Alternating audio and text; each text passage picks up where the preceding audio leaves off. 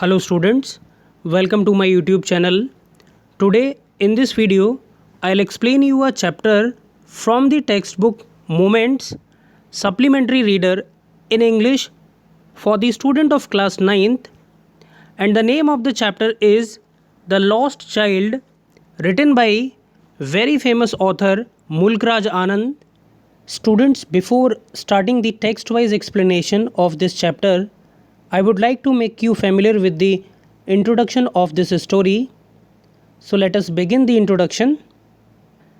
Students, all of us experience some incident that take place in our life and make us realize that our parents worth more than anything else in this world. We are refused to buy our favorite things when we are too young. All of us can understand that this may be due to two reasons. Either our parents cannot afford to buy those things for us, or they think that those things may not be good for us.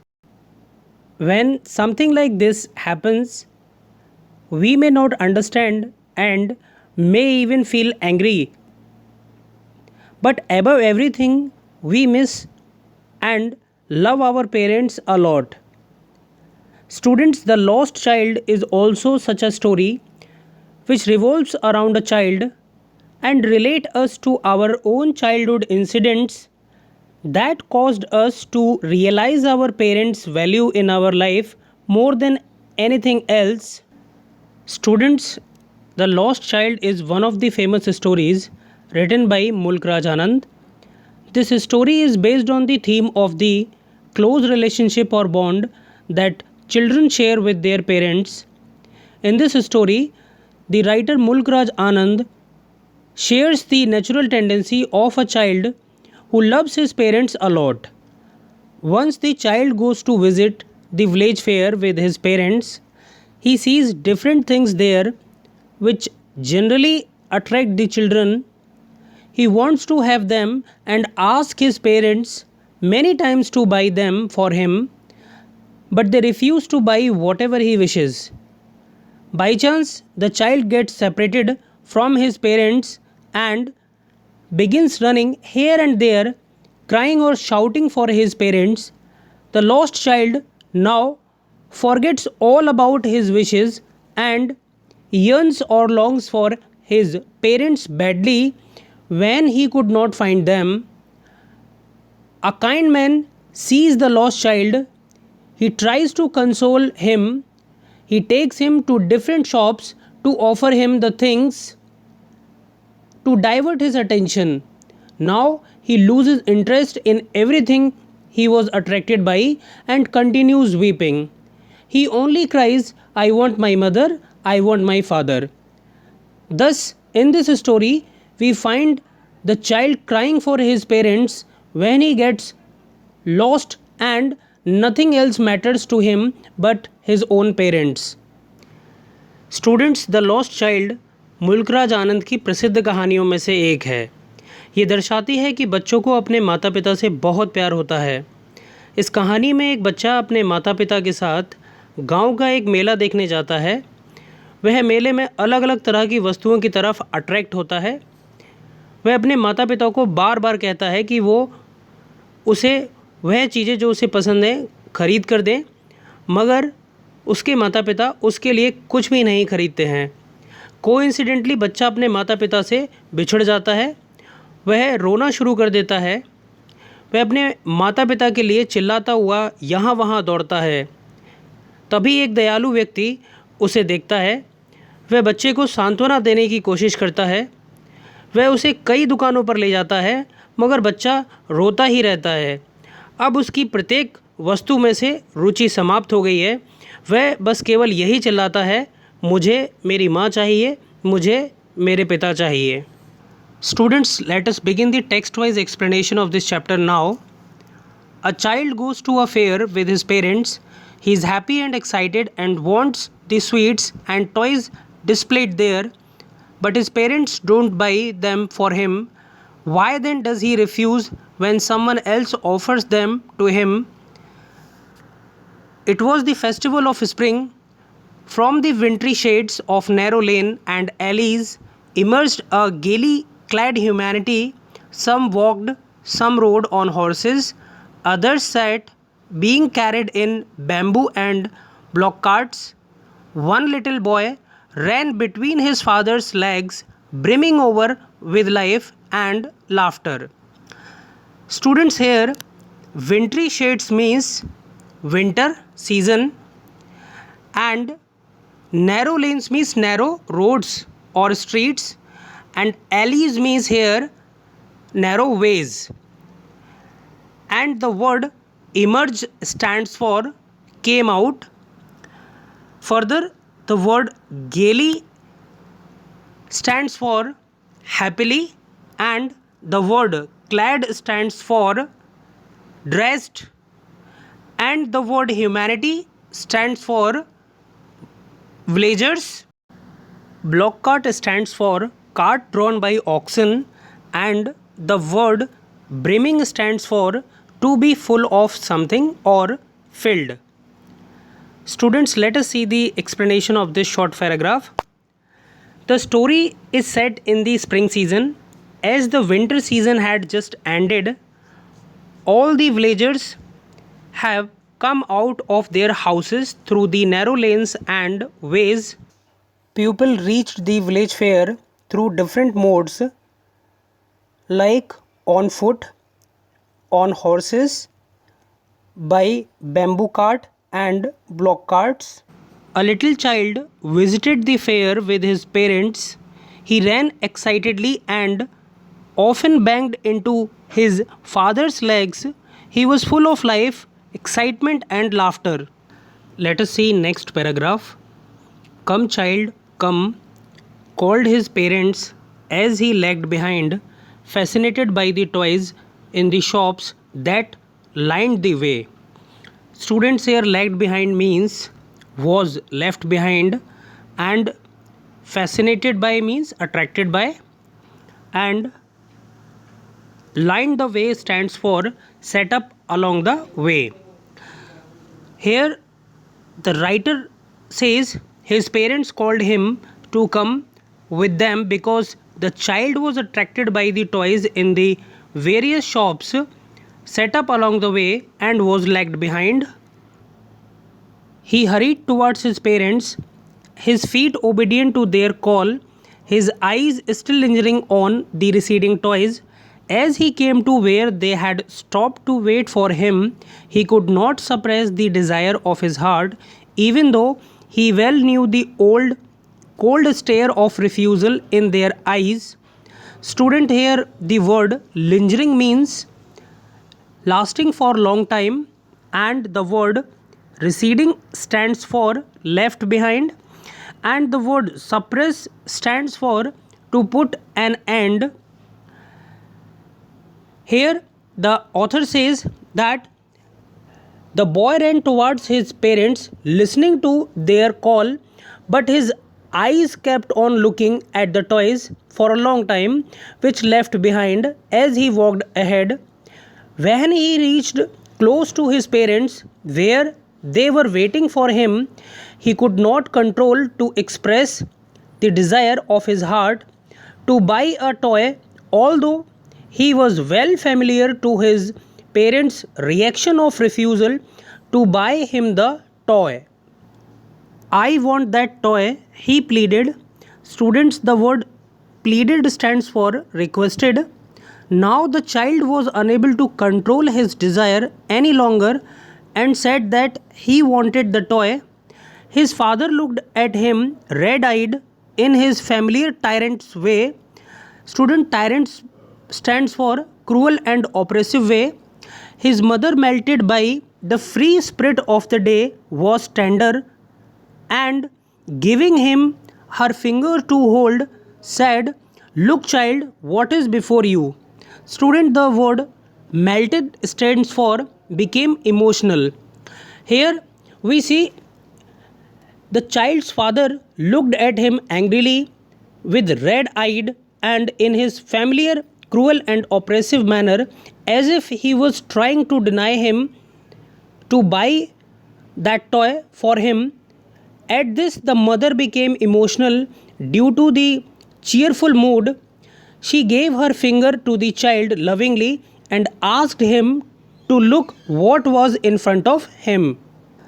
It was a flowering mustard field, pale like melting gold, as it swept across miles and miles of even land. Students hear the phrase pale like melting gold stands for of bright yellow colored, and swept across miles and miles of even land stands for the field extended in miles and miles of even land. The author here describes the surrounding and says that there was a vast field of mustard full of bright yellow colored flowers. He further tells us that a group of dragonflies were bustling about on their gaudy purple wings, intercepting the flight of a lone black bee or butterfly in search of sweetness from the flowers. Students here, the word bustling stands for to move in a hurried manner, and the word gaudy stands for bright. Word intercepting stands for stopping or seizing the way. Here, flight of lone black bee stands for group of black bee or butterfly, and the word sweetness stands for nectar from the flowers. Hence, the author says that a group of dragonflies with their bright purple wings were hovering or moving in a hurried manner, stopping the group of black bee or butterflies that was in search of nectar or sweetness from the flowers. The author further says that the child followed them in the air with his gaze till one of them would still its wings and rest, and he would try to catch it. Here, the author tells us that the child enjoyed this sight and ran after them, gazing towards them in the air till one of them stops flying in order to catch it. But it would go fluttering, flapping up into the air. When he had almost caught it in his hands, then his mother gave a cautionary call, "Come, child, come, come onto the footpath." Students hear the word fluttering stands for hovering, and flapping stands for the motion made by flapping up and down. The word cautionary stands for warning. The author in both of these lines says that when the child was almost close to catch it in his hands, it flew fluttering and flapping up into the air, and meanwhile child's mother called him with warning to come onto the footpath. He ran towards his parents gaily and walked abreast of them for a while, being, however, soon left behind, attracted by the little insects and worms along the footpath that were teeming out from their hiding places to enjoy the sunshine. Students hear the word gaily stands for happily. The word abreast stands for facing on the same direction, and the word teeming out stands for crowded or present in large number. The author here says that the boy ran or the child ran towards his parents happily. He walked next to them in the same direction for a while, but again he was left behind since he was attracted by the little insects and worms along the footpath, which were present in large numbers out of their hiding places to enjoy the sunshine. "Come, child, come," his parents called from the shade of a grove where they had seated themselves on the edge of a well. He ran towards them. Here, the word grove stands for a small garden. The author here says that the child's parent called him who were sitting on the edge of a well in the shade of a group of trees in the small garden, and the child ran towards them when he listened to their call. A shower of young flowers fell upon the child as he entered the grove, and forgetting his parents, he began to gather the raining petals in his hands. Here, the word grove stands for a garden, as I previously told you, and the word raining stands for falling. The author here says that as the child entered in the garden, he was welcomed by a shower of young flowers falling upon him, and due to joy, he forgot his parents and started to collect falling petals or leaves. The author further says that, but lo, he heard the cooing of doves and ran towards his parents, shouting, the dove, the raining petals dropped from his forgotten hands. Here, the author tells us that just then the child heard the cooing of doves and was excited to see them. He started chasing the birds. In the process, the petals fell from his hands. Students, here we see that this text shows that as the child got attracted towards the next thing, he forgot what he had been doing earlier. Come, child, come, they called to the child, who had now gone running in wild capers round the banyan tree, and gathering him up, they took the narrow, winding footpath which led to the fair through the mustard field. Student, here the word capers stands for a short jump or dancing movement, and the word winding stands for curved. Students, in this paragraph, the author tells that the parents of the child called the child who was running and playing around a banyan tree.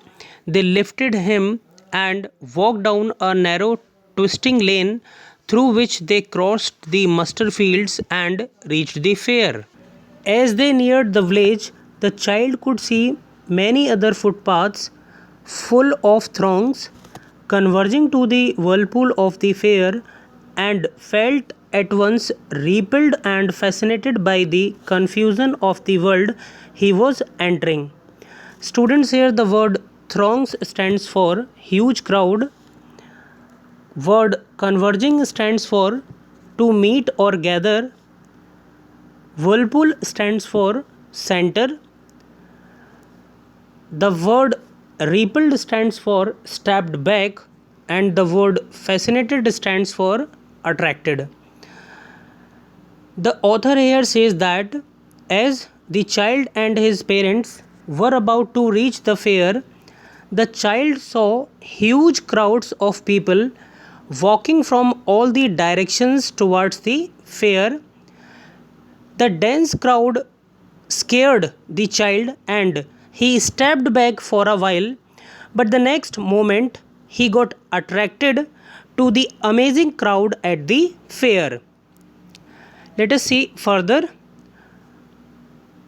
A sweetmeat seller hawked gulab jamun, rasgulla, barfi, jalebi at the corner of entrance, and a crowd pressed round his counter at the foot of an architecture of many colored sweets decorated with leaves of silver and gold.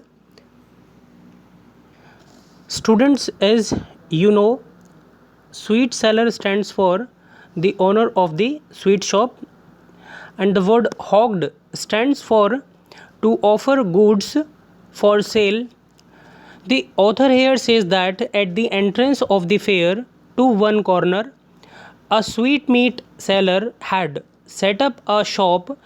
He was selling various kinds of sweets like gulab jamun, rasgulla, barfi, and jalebi. The sweets were displayed at a counter at a different heights and were covered with foils of gold and silver, and the crowd around the counter was gathered there.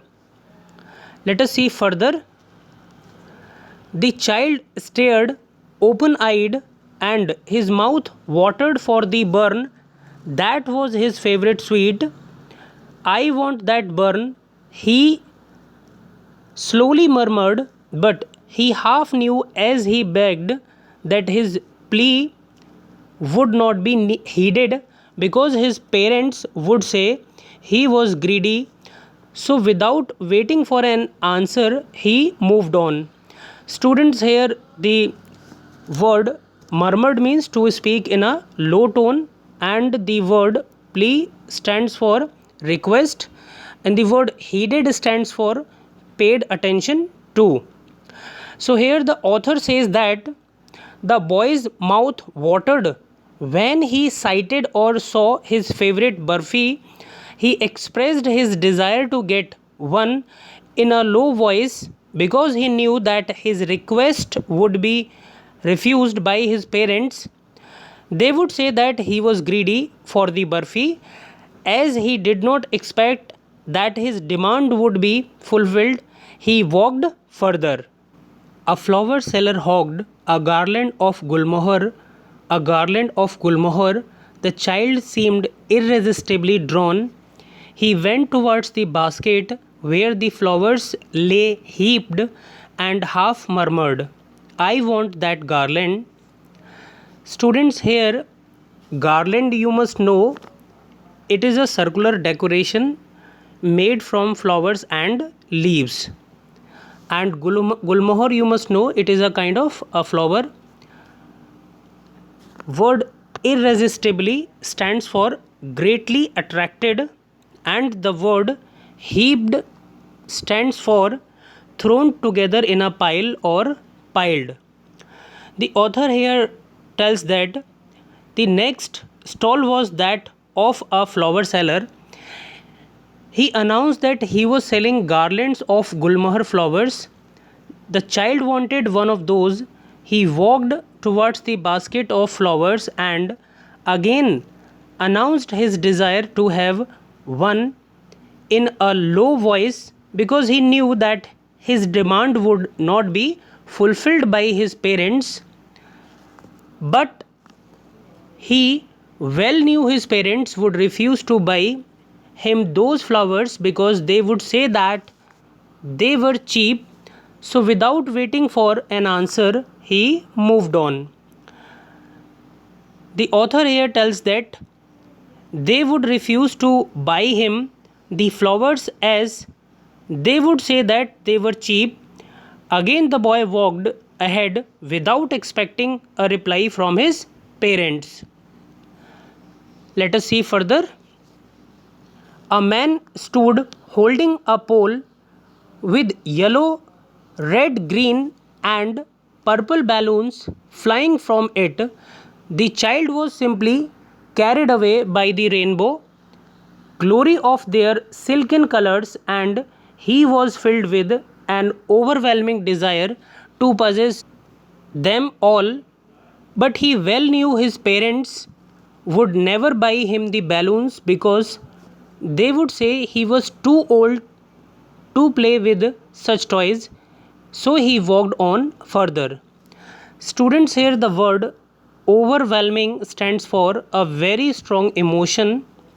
Here we see that the author tells us that the next thing that the child came across was a balloon seller selling balloons of different colors of the rainbow.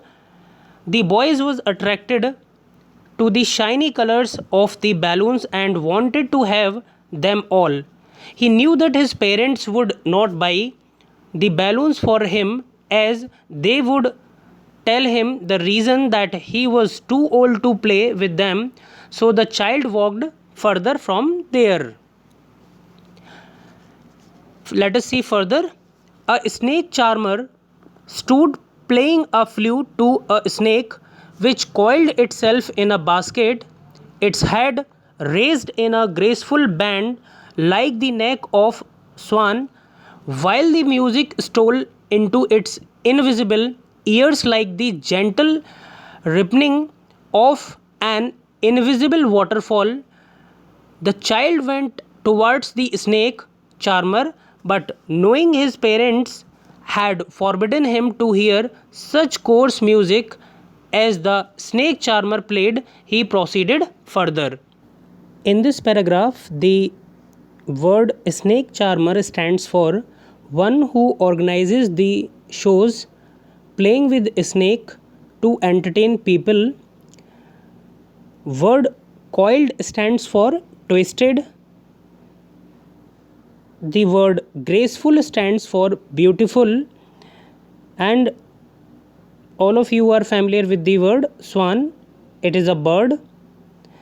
Next is rippling. This word stands for a small wave on the surface of liquid.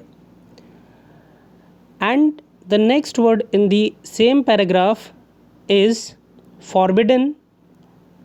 It stands for not allowed, and the word coarse stands for unpleasant. Let us see explanation of this short paragraph now.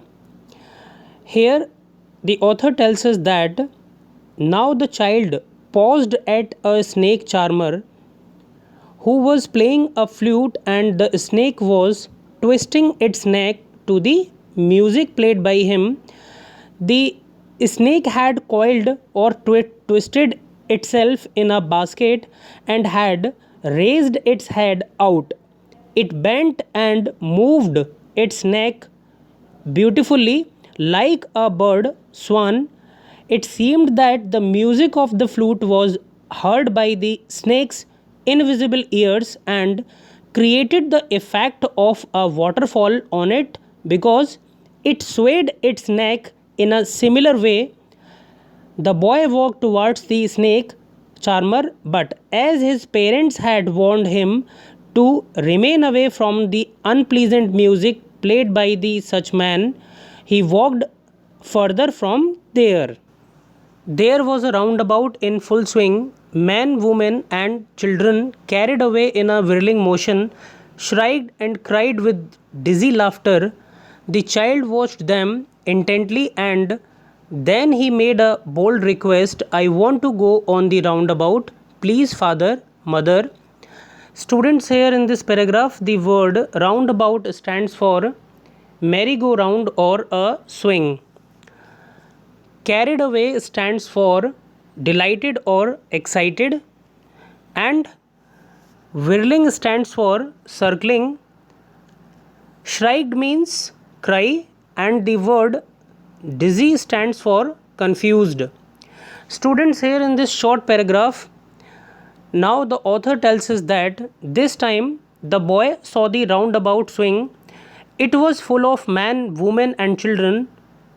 They were delighted and were enjoying the ride in the roundabout. The boy watched the people on the roundabout, and then, mustering a lot of courage, he expressed his desire to go on the roundabout. Further, there was no reply. He turned to look at his parents. They were not there.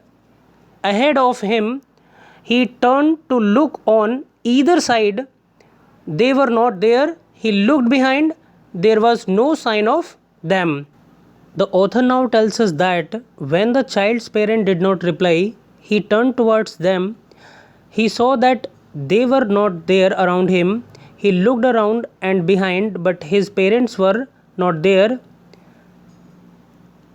Let us see further.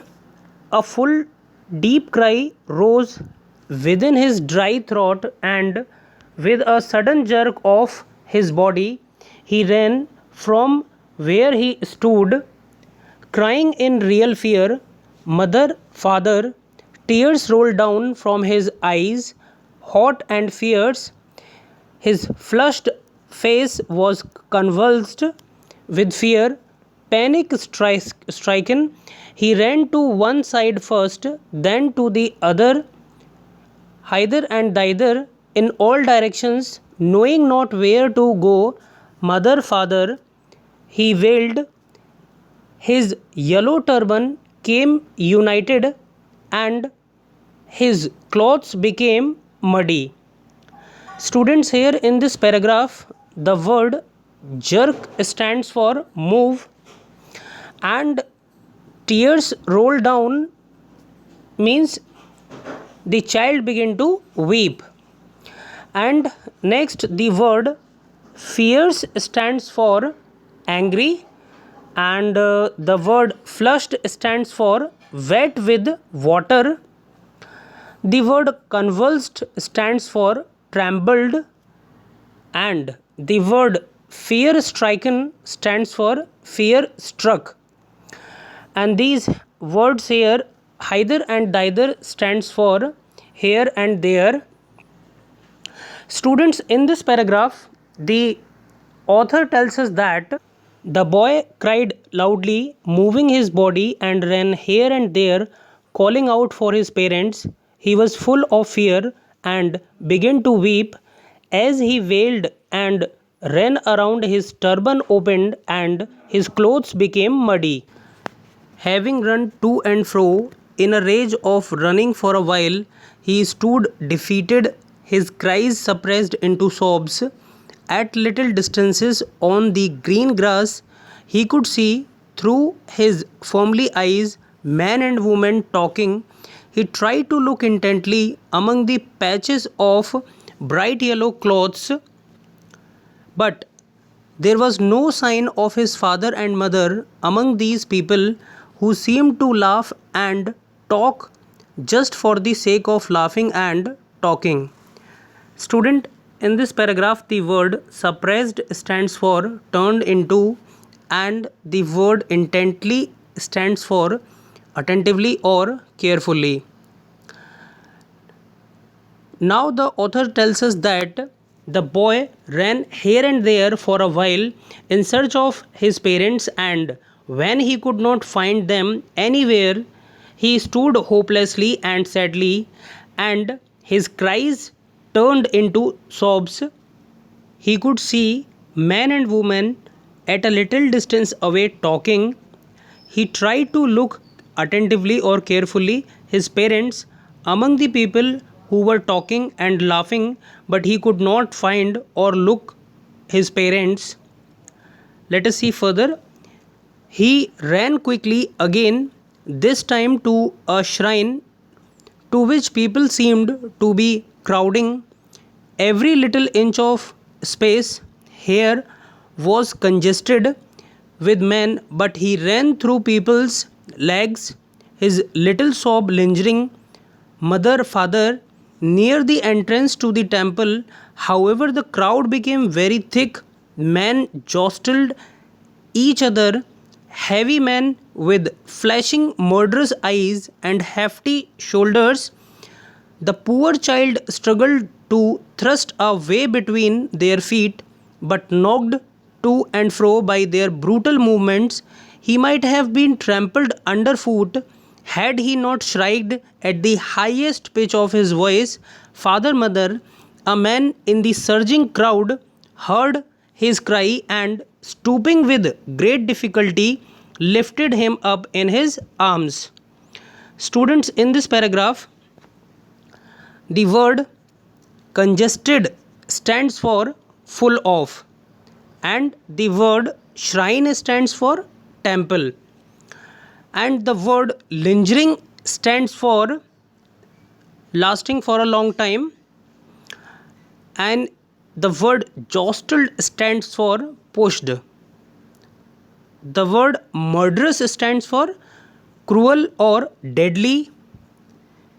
Here the word hefty stands for heavy, and the word thrust stands for pushed.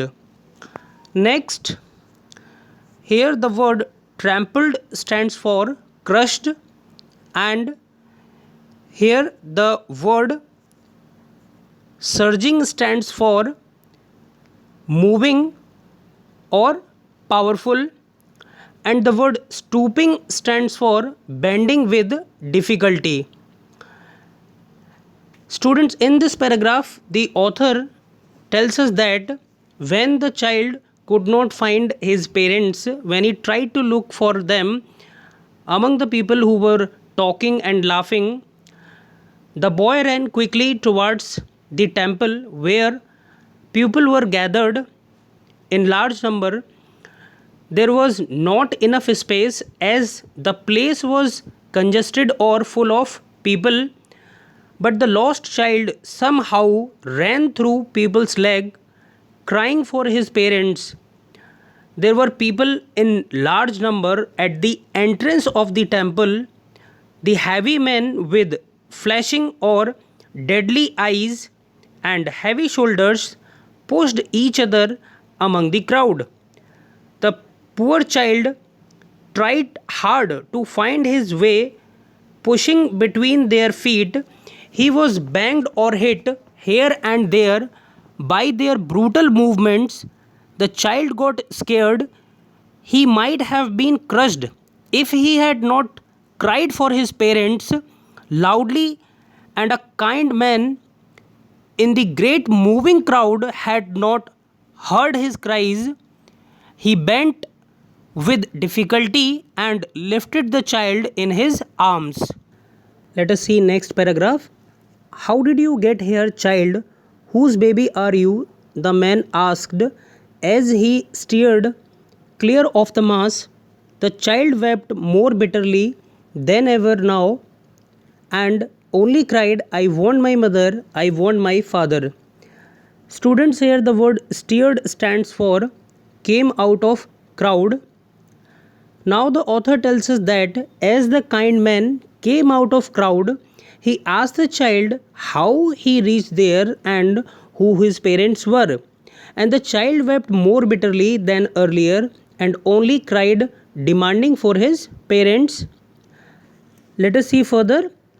The man tried to soothe him by taking him to the roundabout. Will you have a ride on the horse? He gently asked as he approached the ring. The child's throat tore into a thousand shrill sobs and he only shouted, I want my mother, I want my father. Students, here the word soothe stands for relax or comfort. Now the author tells us that the kind man tried to console the child by taking him to the roundabout swing. He also asked softly if he would have a ride on the horse when he reached close the ring, but the child cried and wept loudly that he wanted his parents only. The man headed towards the place where the snake charmer still played on the flute to the swaying cobra. Listen to that nice music, child, he pleaded, but the child shut his ears with his fingers and shouted his double pitched strain, I want my mother, I want my father. The man took him near the balloons, thinking the bright colors of the balloons would distract the child's attention and quieten him. Would you like a rainbow colored balloon? He persuasively asked. The child turned his eyes from the flying balloons and just sobbed, I want my mother, I want my father. Students, in this paragraph, the word heeded stands for went ahead, and the word swaying stands for swinging, and the word pleaded stands for requested. Here double pitched strain stands for use of lot of force. Next, the word persuasively stands for making ready. Thus, in this paragraph, the author tells us that the kind man started walking back on the same route which the child had taken earlier. So he took the child to the snake charmer. He asked him to listen to the nice music being played by the snake charmer. The child shut his ears with his finger and screamed loudly that he wanted his parents. The man took the child to the bright colored balloons, hoping that he might get cheered by seeing them. He offered a balloon to the child, but he turned away and wept for father and mother. Let us see further. The man, still trying to make the child happy, bore him to the gate where the flower seller sat. Look, can you smell those nice flowers, child? Would you like a garland to put round your neck? The child turned his nose away from the basket and retreated his sob, I want my mother, I want my father. Students, here the word bore stands for carried and the word retreated stands for repeated. Now the author tells us that the man tried to make the child happy and took him to the flower seller also. He asked him to smell the fragrance of the flowers and offered him a garland. And then the child refused to smell the flowers that he wanted to buy earlier because now his priority was to get his parents. Students, let us see last and brief paragraph of this chapter. Thinking to humor his disconsolate charged by a gift of sweets, the man took him to the counter of the sweet shop. What sweets would you like, child? He asked. The child turned his face from the sweet shop and only sobbed, I want my mother, I want my father. Students, here the word disconsolate means very sad, and the word charge stands for a person or thing entrusted to the care of someone. Students, in this last paragraph, the author tells us that eventually the kind man, thinking to make the child happy by a gift of sweets, he took him to the sweet shop and offered sweet, but the child was not interested in any of his favorite thing now, even the sweets. He just wanted his parent. In the end, here are some questions to be practiced. Write the answers of the following questions on the basis of your understanding of the chapter in your rough notebook. Here we complete the detailed text-wise explanation of the chapter 1, The Lost Child, written by Mulk Raj Anand from the textbook Moments. Watch my next videos which will be available soon for the explanation of upcoming chapters of your syllabus in English. Like, comment and share it with your friends. Don't forget to subscribe my channel. Press the bell icon to be notified for the next videos.